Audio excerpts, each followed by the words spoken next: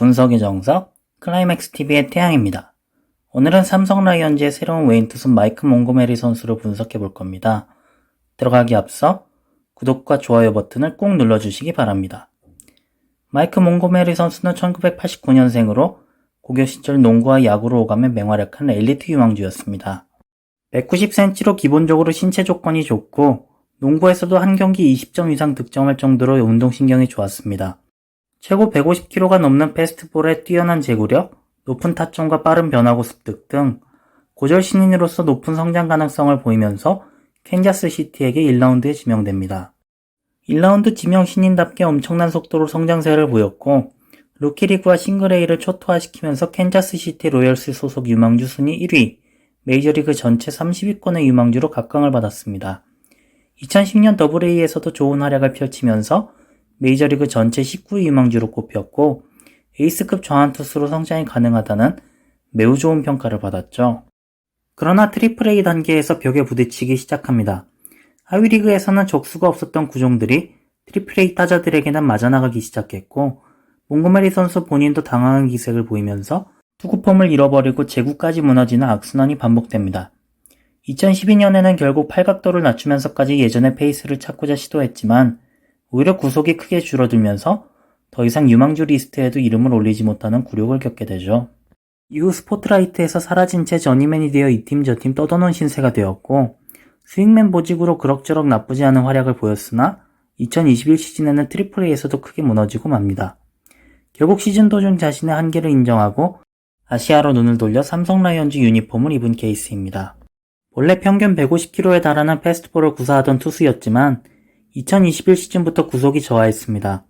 2021 시즌에는 평균 145km에서 최고 147km 정도의 빠른 공을 구사했죠.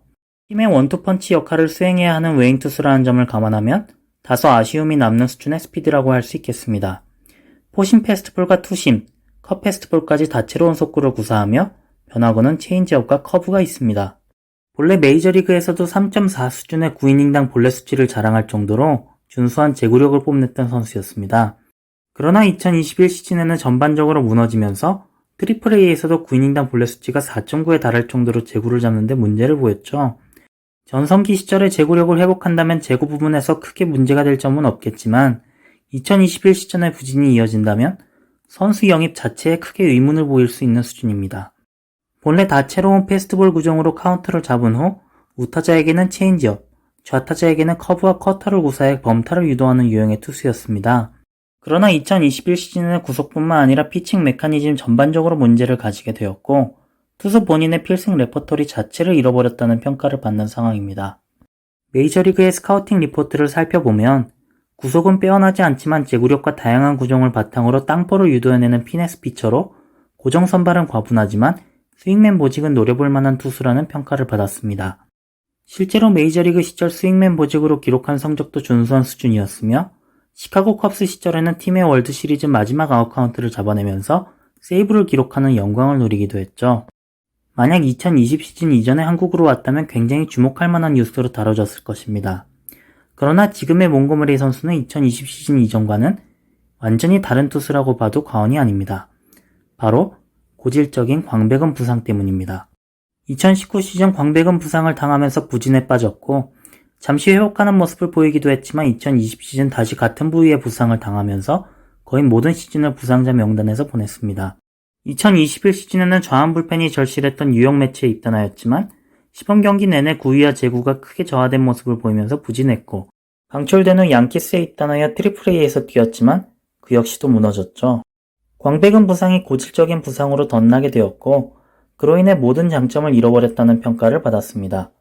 제구력, 땅볼 유도 능력, 우타자 상대 능력 등 몽고메리 선수의 장점으로 꼽히던 특징들이 모두 사라지면서 장점이 없는 투수로 변모해버린 것입니다.